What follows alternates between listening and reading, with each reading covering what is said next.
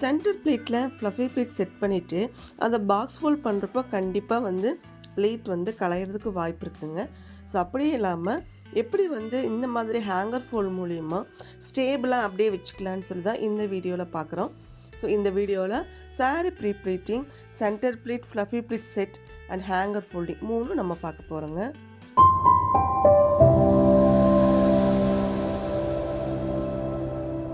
நம்ம சேனலை first time பார்க்குறீங்கன்னா சப்ஸ்கிரைப் பண்ணிக்கோங்க, லைக் பண்ணுங்கள், ஷேர் பண்ணுங்கள், உங்களோட கமெண்ட்டை கமெண்ட் பாக்ஸில் சொல்லுங்கள். இப்போ நீங்கள் பார்த்துட்ருக்க இந்த சாரீ கொஞ்சம் சீக்வன்ஸ் வந்து ஹெவியாக பண்ணியிருக்காங்க. ஸோ இந்த சாரீ வந்து நார்மலாக கையில் வந்து நம்ம ஸ்பாட்டில் வந்து வேர் பண்ணுறது கஷ்டம். ஸோ அதுக்காக நம்ம சாரீ வந்து ப்ரீப்ளீட் பண்ணிட்டோம் அப்படின்னா ஸோ ரொம்பவே கம்ஃபர்டபுளாக நம்ம வந்து வேர் பண்ண முடியும். ஸோ அதை எப்படின்னு சொல்லி பார்க்கலாம். அப்படி நீங்கள் பண்ணுறப்போ நீங்கள் கண்டிப்பாக ஒரு நியூஸ் பேப்பர் இல்லைன்னா நம்ம ஹீட் ப்ரொடெக்டர் மேட் யூஸ் பண்ணி கூட நீங்கள் வந்து பண்ணலாம். ஏன் அப்படின்னா இப்போ நீங்கள் அப்படியே அயர்ன் பண்ணுறீங்கன்னு வைங்களேன், நம்ம வந்து இல்லை நான் லோ டெம்பரேச்சர் மோடில் தான் வச்சுருக்கேன் பட் நான் அயர்ன் பண்ணியிருக்கேன் அப்படின்னு சொல்லிட்டு நீங்கள் அயர்ன் பண்ணீங்க அப்படின்னா bottom of the iron box வந்து பார்த்திங்கன்னா கிராக் வந்து விழுந்துடும். ஸோ நெக்ஸ்ட்டு வந்து நீங்கள் சாரீ அதாவது நீங்கள் அயர்ன் பண்ணுறப்போ டைரெக்டாக வச்சு அயர்ன் பண்ணீங்கன்னு வச்சுக்கோங்களேன், அப்படியே வந்து பிடிச்சிக்கும். ஸோ அதுக்காக நம்ம வந்து கண்டிப்பாக நீங்கள் ஒரு நியூஸ் பேப்பர் அந்த மாதிரி வச்சு யூஸ் பண்ணிக்கிங்க. ஸோ நான் எப்போவுமே பல்லு ப்ளீட் எடுக்கிறப்போ டேபிளுக்கு குறுக்க போட்டு தான் நான் வந்து எடுப்பேன். பட் இந்த சாரீ வந்து கொஞ்சம் ஹெவி ஒர்க் சாரியாக இருக்கிறதுனால நான் என்ன பண்ணியிருக்கிறேன்னா டேபிளோட லென்த்துக்கு இருக்கிற மாதிரி நான் பல்லு ப்ளீட் வந்து டாப்லேருந்து பாட்டம் வரைக்கும் போட்டுட்டு அதுக்கப்புறம் நம்ம ஆஸ் யூஷுவல் நம்ம வந்து ப்ளீட் வந்து எடுப்போம் இல்லையா, அந்த மாதிரி உள்ளே இருக்கிற ப்ளீட் எல்லாம் சேம் மெஷர்மெண்ட்டில் இருக்கணும். அட் த சேம் டைம் வந்து ஈஸியாக நம்மளோட வேலை முடியணும் அப்படிங்கிறதுக்காக நான் இந்த மெத்தட் வந்து நான் யூஸ் பண்ணியிருக்கேன். ஸோ இந்த மெத்தடோட டீட்டெயில்டு வந்து பார்த்திங்கன்னா நம்ம அடுத்த வீடியோவில் நம்ம பார்க்கலாம். இப்போ பாருங்கள், இப்போ நம்மளுக்கு வந்து சீக்கிரமாகவே இந்த ஒர்க் வந்து நம்மளுக்கு முடியும். நம்ம கொஞ்சம் கொஞ்சமாக போட்டு கூட பண்ணலாம். பட் சாரீக்கு தகுந்த மாதிரி இப்போ சீக்வன்ஸ் அதிகமாக இருக்கிறப்போ நம்ம கொஞ்சம் கொஞ்சமாக வச்சுட்டு அதுக்கப்புறம் கையில் எடுக்கிறப்போ ப்ளீட் வந்து கரெக்டாக இல்லாத மாதிரி ஒரு ஃபீல் இருக்கும். ஸோ நம்மளுக்கு வந்து இந்த மாதிரி பண்ணிட்டோம் அப்படின்னா நம்ம டாப்லேருந்து பாட்டம் வரைக்கும் பல்லு ப்ளீட்டோட ஹைட் ஃபுல்லாகவே வந்து நம்ம வந்து அயர்ன் பண்ணுறதுனால நம்ம ஈஸியாக இன்னமே வேலை முடியும். ரெண்டாவது எல்லாம் ப்ளீட் எல்லாமே சீக்கிரமாக செட் பண்ண முடியும். நம்ம நார்மலாக சில்க் சாரீ இல்லைன்னா இந்த காட்டன் சாரியில் ப்ரீப்ளீட் பண்ணுற மாதிரி இருந்துச்சு அப்படின்னா நீங்கள் இந்த மாதிரி கூட நம்ம பண்ணிக்கலாம். ஃபஸ்ட் டைம் பண்ணுறப்ப தான் வந்து கொஞ்சம் கன்ஃபியூஷனாக இருக்கிற மாதிரி இருக்கும். பட் பழகிட்டீங்க அப்படின்னா கண்டிப்பாக ரொம்பவே ஈஸியாக இருக்கும். ஓகே, நம்ம ரெகுலராக பண்ணுற மெத்தடு தான். பட் என்ன பண்ணுறோன்னா நம்ம குறுக்க அதாவது வெர்டிக்கலாக போடாமல் இப்படி ஹரிசாண்டலாக டேபிளோட லென்த்துக்கே இருக்கிற மாதிரி நம்ம பண்ணுறப்போ இன்னுமே நம்மளுக்கு வந்து ஒர்க்கு வந்து ரொம்ப ஈஸியாக இருக்கும். நம்ம சீக்கிரமாகவும் வந்து நம்ம ப்ரீப்ளீட் வந்து நம்ம பண்ணலாம். இந்த மாதிரி ஹெவி ஒர்க் இருக்கிற சாரீ பார்த்திங்கன்னா கொஞ்சம் நம்ம டைம் எடுக்கும். ஒரு இந்த ப்ளீட் வந்து நம்ம மொந்தமாக இருக்குதுன்னு சொல்லுவோம் இல்லைங்களா, ஸோ அந்த மாதிரி இருக்கிறப்போ நம்ம கொஞ்சம் பொறுமையாக கரெக்டாக ஹீட் வந்து பத்தலை அப்படின்னா தாராளமாக நீங்கள் வந்து ஹீட் டெம்பரேச்சர் மோட் வந்து நீங்கள் ஹை பண்ணிவிட்டு கூட நீங்கள் வந்து பண்ணிக்கலாம். இப்போ நீங்கள் வீடியோவில் பார்த்தீங்கன்னா தெரியும், நம்ம நார்மலாக வந்து ப்ளீட் வந்து நம்ம குட்டி குட்டியாக தானே நம்ம வந்து செட் பண்ணியிருப்போம். ஸோ இப்போ இதில் பார்த்தீங்கன்னா நம்ம பல்லு ப்ளீட் ஹைட் மொத்தமாகவே நம்மளுக்கு வந்து வந்துடும். ஸோ இதை அப்படியே எடுத்துகிட்டு ப்ளீட் எல்லாமே ஃபஸ்ட் டைம் வந்து நீங்கள் நம்ம ஒவ்வொரு ஜிக்ஸாக் டைப்பில் வந்து நம்ம எடுக்கிறப்போ கொஞ்சம் முன்ன பின்ன கலையிற மாதிரி இருக்கும் இல்லையா, கண்டிப்பாக நீங்கள் வந்து செட் பண்ணணும். மறுபடியும் வந்து கரெக்ட் பொசிஷனுக்கு நீங்கள் வச்சு செட் பண்ணணும். ஏன்னா நீங்கள் அப்படி வச்சு செட் பண்ணிங்கன்னா தான் உங்களுக்கு வந்து ப்ளீட் வந்து கரெக்டாக இருக்கும். ஓகே, இது இனி வந்து நம்ம ரெகுலர் மெத்தட் தான். ப்ளீட்டை வந்து அப்படியே இந்த முந்தான போர்ஷனை உங்களோட டேபிள் எட்ஜில் வச்சு ஒரு 2 பெக் வச்சு செட் பண்ணிடுங்க. ஒரு சிலவங்க இந்த இடத்துல ஒரு பெக் மட்டும் வச்சுட்டு சும்மா ப்ளீட் தானே எடுக்கிறோம் அப்படிங்கிற மாதிரி நினச்சி பண்ணுவீங்க. பட் அப்படி பண்ணுறப்போ நம்மளுக்கு கண்டிப்பாக ப்ளீட் வந்து உங்களுக்கு நீட்டாக வராது. ஸோ நம்மளோட நீங்கள் வீடியோவில் பார்க்குற மாதிரி உள்ளே இருக்கிற ப்ளீட்டில் வந்து அதனோட ரைட் கார்னர் அதனோட லெஃப்ட் கார்னர் ரெண்டையும் கரெக்டாக சேர்த்து பிடிச்சிட்டு நீங்கள் வந்து கிளிப் வந்து நல்லா ஸ்டேபிளாக நிற்கணும். நல்லா டைட்டாக இருக்கிற மாதிரி இருந்தால் தான் நீங்கள் வந்து ப்ளீட் நல்லா பல்லு ப்ளீட் இழுத்து நீங்கள் டைட்டாக வந்து செட் பண்ணுறப்போ உங்களுக்கு வந்து கலையாது. நீங்கள் ஒரு பெக் மட்டும் வச்சு செட் பண்ணினீங்கன்னா இப்படி ஒரு சைடு பிடிச்சி இழுத்துட்டிங்கனாவே இன்னொரு சைடு இறங்கி வர மாதிரி இருக்கும்.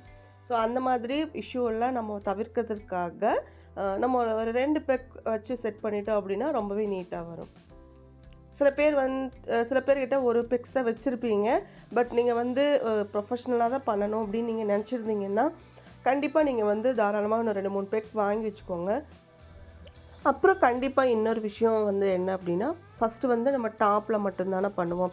ஸோ அப்படி இல்லாமல் நீங்கள் பல்லு ப்ளீட்டோட பின்புறத்துலேயும் நீங்கள் வந்து ப்ளீட் வந்து அயர்ன் பண்ணணும். அப்படி அயர்ன் பண்ணால் தான் ப்ளீட் வந்து இன்னுமே வந்து மடிப்புகள் வந்து ரொம்ப அழகாக இருக்கும். ஸோ நீங்கள் ஒரு விசிறி டைப்பில் நல்லா வரணும். ப்ளீட் வந்து இப்போ நீங்கள் ஃபோல்ட் பண்ணி வச்சுருக்கீங்க அப்படின்னா நம்ம ஒரு நெக்ஸ்ட் டே தான் அதை வேர் பண்ணுறோம் அப்படிங்கிறப்போ நீங்கள் அப்போ எடுத்தாலும் ப்ளீட் வந்து நீட்டாக இருக்கணும். ஸோ இப்போ பல்லு ப்ளீட் கம்ப்ளீட் பண்ணிட்டோம். நெக்ஸ்ட் வந்து பார்த்திங்கன்னா ஃப்ரண்ட் ப்ளீட். அதாவது ஃப்ரண்ட் ப்ளீட் அப்படிங்கிறது என்ன அப்படின்னா செஸ்ட் ப்ளீட்டு தான் ஃப்ரண்ட் ப்ளீட்டுன்னு சொல்லுவாங்க. ஸோ இந்த செஸ்ட் ப்ளீட் வந்து நல்லா ஒரு ட்ரையாங்கிள் ஷேப்பில் வச்சுட்டு நம்மளோட செஸ்ட் மெஷர்மெண்ட்டுக்கு ஏற்ற மாதிரி நம்ம வந்து அதை வந்து செட் பண்ணணும். ஸோ அப்படி நீங்கள் பண்ணுறப்போ நீங்கள் வந்து உள்ளே இருக்கிற ப்ளீட் எல்லாமே, அதாவது நீங்கள் பல்லு ப்ளீட்டுக்கு எவ்வளோ ப்ளீட் எடுத்திருக்கீங்களோ, நீங்கள் 9 ப்ளீட் எடுத்திருந்தீங்க அப்படின்னா நீங்கள் செஸ்ட் ப்ளீட்டுக்கும் அந்த 9 ப்ளீட் இருக்கான்னு சொல்லி பார்த்துக்குங்க. ப்ளீட் எல்லாமே நல்லா ஸ்ப்ரெட் பண்ணி விட்டுட்டு நல்லா கசகசனாலாம் இல்லாமல் ஒவ்வொரு ப்ளீட்டுக்கும் இருக்கிற கேப் வந்து சேம் மெஷர்மெண்ட்டில் இருக்கிற மாதிரியும் நீங்கள் செக் பண்ணிவிட்டு அதுக்கப்புறம் நீங்கள் ஒரு பேப்பர் வந்து யூஸ் பண்ணிவிட்டு அதுக்கு மேலே அந்த பேப்பர் மேலே நீங்கள் வந்து சாரியை வந்து அயர்ன் பண்ணணும். ஸோ டைரெக்டாக நீங்கள் அயர்ன் பண்ணுறதுல காட்டிலும் இந்த மாதிரி ஒரு நியூஸ் பேப்பர் போட்டிங்க அப்படின்னா கண்டிப்பாக உங்களுக்கு வந்து நம்மளுக்கு அயர்ன் பாக்ஸுக்கு சேஃப்டி, சாரிக்கும் நம்மளுக்கு சீக்வன்ஸ் மேலே நம்ம வச்சு பண்ணுறப்போ ஸோ அதெல்லாம் வந்து பார்த்திங்கன்னா நம்ம அந்த ஒரு பிளாஸ்டிக் டைப்பில் தான் இருக்கும். ஸோ அதுவும் வந்து சேஃப்டி, சாரிக்கும் சேஃப்டி, அயர்ன் பாக்ஸுக்கும் சேஃப்டி. இந்த செஸ்ட் ப்ளீட் பொறுத்தளவுக்கு, ஃப்ரண்ட் ப்ளீட் பொறுத்தளவுக்கு 2 போர்ஷனை நம்ம வந்து அயர்ன் பண்ணுவோம். நீங்கள் இந்த மாதிரி ப்ரீ ப்ளீட் டேபிள் யூஸ் பண்ணுறவங்களா இருந்தீங்கன்னா கண்டிப்பாக ஒரு 2 டைப்பில் நீங்கள் பண்ணுங்கள். லென்த்து வேறு டேபிள் யூஸ் பண்ணி நீங்கள் பண்ணுறவங்களா இருந்துச்சுன்னா ஒரு 1 மீட்டர் மெஷர்மெண்ட் வச்சுட்டு அந்த அளவுக்கு நீங்கள் வந்து செஸ்ட் ப்ளீட் வந்து பண்ணணுங்கிற கணக்கு வச்சுக்கோங்க. ஓகே, இப்போ செகண்ட் மெத்தடும் நம்ம முடிச்சிட்டோம். இப்போ தேர்டு வந்து பார்த்திங்கன்னா சென்டர் ப்ளீட். இந்த சென்டர் ப்ளீட்டில் வந்து பார்த்திங்கன்னா நான் என்ன பண்ணுறேன் அப்படின்னா ப்ளீட் வந்து நான் செட் பண்ணி எடுத்துக்கிறேன். நான் fluffy type centre pleat set பண்ணுறதுனால ஸோ நான் அதுக்கேற்ற மாதிரி தான் நான் வந்து ப்ளீட் வந்து நான் அரேஞ்ச் பண்ண போகிறேன். இப்போ நம்ம எப்போவுமே வந்து சென்டர் ப்ளீட் எடுக்கிறோம் அப்படின்னா கண்டிப்பாக ரொம்ப பொறுமையாக பண்ணணும். ப்ளீட் உள்ளே இருக்கிற ப்ளீட் எல்லாமே வந்து ஒரே மாதிரி மெஷர்மெண்ட்டில் இருக்கணும். நீங்கள் ப்ளீட் எடுத்ததுக்கப்புறமா அதனோட பார்டரில் நல்ல ஒரு பெரிய சைஸ் சேஃப்டி பின் வச்சு ஒரு செக்யூர் பண்ணிடுங்க. ஸோ இந்த மாதிரி நம்ம பண்ணுறப்போ நம்ம ப்ளீட் வந்து ரிப்பீட்டடாக நம்ம எடுக்க வேண்டாம். ஒன்ஸ் எடுத்துட்டோம் அப்படின்னாவே ப்ளீட் வந்து அப்படியே ஸ்டேபிளாக நின்றுக்கும். ஸோ அதுக்கப்புறம் நம்ம என்ன பண்ணுவோன்னா டேபிளோட கார்னரில் அதே மாதிரி ஒரு 2 பெக் வச்சு அதை அப்படியே செட் பண்ணினதுக்கப்புறமா இப்போது சென்டர் ப்ளீட்டோட எட்ஜில் வந்து நம்ம ப்ளீட் எல்லாமே வந்து ஒரே மாதிரி நம்ம எடுக்கிறோம். ஸோ நம்ம இந்த மாதிரி எடுக்கிறப்ப பார்த்திங்கன்னா நம்ம fluffy type centre pleat set பண்ணுறதுனால நான் சாரியோட சென்டர் ப்ளீட்டை வந்து நான் வந்து ரொம்பவும் ஹார்ஷாக வந்து நான் வந்து ஒர்க் பண்ணல. ஸோ லைட்டாக நம்ம கைகளில் மட்டும் சும்மா லைட்டாக எடுத்துட்டோம் அப்படின்னா ப்ளீட் எல்லாமே செட் ஆகி வந்துடுங்க.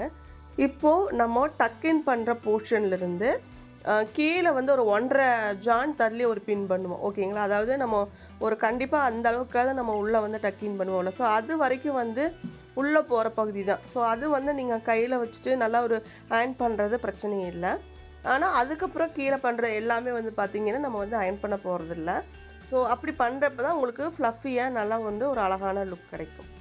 ஸோ இந்த விஷயத்தை பொறுத்தளவுக்கு நம்ம என்ன பண்ணிக்கிறோம், ஃபஸ்ட்டு வந்து ப்ளீட் வந்து செட் பண்ணணும். இப்படி நீங்கள் வீடியோவில் பார்க்குற மாதிரி ஃபஸ்ட்டு வந்து ப்ளீட் எல்லாமே வந்து அரேஞ்ச் பண்ணணும். அரேஞ்ச் பண்ணதுக்கப்புறம் தான் நான் என்ன பண்ணுறேன்னு பார்த்தீங்கன்னா சாரியோட ஆப்போசிட் சைடு, அதாவது நம்ம ப்ளீட்டோட ஆப்போசிட் சைடுங்க, அதாவது உங்கள் சைடு இருக்கிற பகுதியில் மட்டும்தான் நான் அயர்ன் பண்ணுறேன். நான் வந்து இந்த ப்ளீட் இருக்கிற பக்கம் வந்து நான் அயர்ன் பண்ணேன். நம்ம ரெகுலராக ப்ரீ ப்ளீட் ரெகுலராக பண்ணுற டைப் மெத்தட் என்னென்னு பார்த்தீங்கன்னா யூஸ்வலாக நம்ம டாப்லேருந்து கார்னர் வரைக்கும் நம்ம என்ன பண்ணிடுவோம், ப்ளீட் வந்து அயர்ன் பண்ணுவோம்.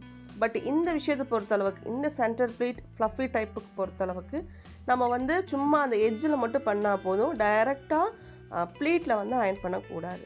ஸோ இப்படி பண்ணிங்க அப்படின்னா தான் உங்களுக்கு அந்த ஃப்ளஃபினஸ் வந்து இருக்குங்க. ஸோ உங்களுக்கு தேவைப்பட்டது அப்படின்னா நம்ம பாக்ஸ் ஃபோல்ட் பண்ணுறதுக்கு முன்னாடி உள்ளே இருக்கிற உள் ப்ளீட்டில் மட்டும் நம்ம வந்து லைட்டாக வந்து அயர்ன் பண்ணியிருக்கோம். ஸோ அவ்வளோதான். இது மட்டும் நம்ம பண்ணிட்டோம் அப்படின்னாவே சாரியோட சென்டர் ப்ளீட் வந்து ரொம்பவே அழகாக வந்துடும். அதுக்கப்புறம் ஸோ இதனோட ஹேங்கர் ஃபோல்டு மெத்தட் எப்படின்னு சொல்லி பார்க்கலாம். இந்த ஹேங்கர் ஃபோல்டு மெத்தடுக்கு வந்து பார்த்திங்கன்னா நம்ம வந்து யூஸ்வலாக நம்ம எப்படி வந்து பாக்ஸ் ஃபோல்டுக்கு ஃபோல்ட் பண்ணுறோமோ அதே மாதிரி ஃபோல்ட் பண்ணிவிட்டு பாக்ஸ் ஃபோல்டு பண்ணுறதுக்கு முன்னாடி ஒரு ஸ்டெப் இருக்குது இல்லைங்களா, ஸோ அது வந்து உங்களோட லெஃப்ட் சைடில் வந்து உங்களோட ஹேங்கரை வந்து உள்ளே இன்சர்ட் பண்ணிவிட்டு பாக்ஸ் ஃபோல்ட் பண்ணுற மாதிரியே ஃப்ரண்ட் ப்ளீட்டை வந்து ஆஸ் யூஷுவல் முன்னாடி கொண்டு வந்துடுங்க. ஸோ மெத்தடு வந்து நம்ம பாக்ஸ் ஃபோல்ட் பண்ணுற மெத்தடு தான். பட் வந்து ஹேங்கர் வந்து உள்ளே இன்சர்ட் பண்ணதுக்கு அப்புறமா நம்ம வந்து என்ன பண்ணிக்கிறோம், ஃப்ரண்ட் ப்ளீட்டை முன்னாடி கொண்டு வந்துட்டு நம்ம ஃப்ரண்ட் ப்ளீட்டோட அந்த ஷோல்டர் பாயிண்ட்லேருந்து நம்ம ஒரு பின் வந்து பின் பண்ணிக்கிறோம். ஏன்னா அது கொஞ்சம் சேஃப்டிக்காக, அப்போ தான் வந்து நம்ம ஹேங்கர் ஃபோல்ட் பண்ணுறப்போ ரொம்ப பக்காவாக இருக்கும். ஸோ அதுக்காக இப்போது இந்த பல்லு பிளேட் இருக்குது இல்லைங்களா, இதை வந்து அப்படியே வந்து நம்மளோட ஹேங்கருக்கு உள்ளே கொண்டு வந்துட்டு முன்னாடி விசிபிளாக இருக்கிற மாதிரி நம்ம வந்து வச்சுக்கிறோம். இந்த மாதிரி பண்ணுறப்போ சென்டர் பிளேட் வந்து கலையாது. நீங்கள் உங்களோட கிளைண்ட்டுக்கு சாரீ டிராப்பிங்காக போகிறப்போ நீங்கள் இந்த மாதிரி கூட பேக் பண்ணி எடுத்துகிட்டு போயிடலாம். ஸோ நீங்களும் கண்டிப்பாக ட்ரை பண்ணி பாருங்கள். இது ரொம்பவே ஈஸியாக இருக்கும். ஸோ இதை பற்றின உங்களுக்கு டவுட் ஏதாவது இருந்ததுன்னா கமெண்ட் பாக்ஸில் கமெண்ட் பண்ணுங்கள். தேங்க்யூ.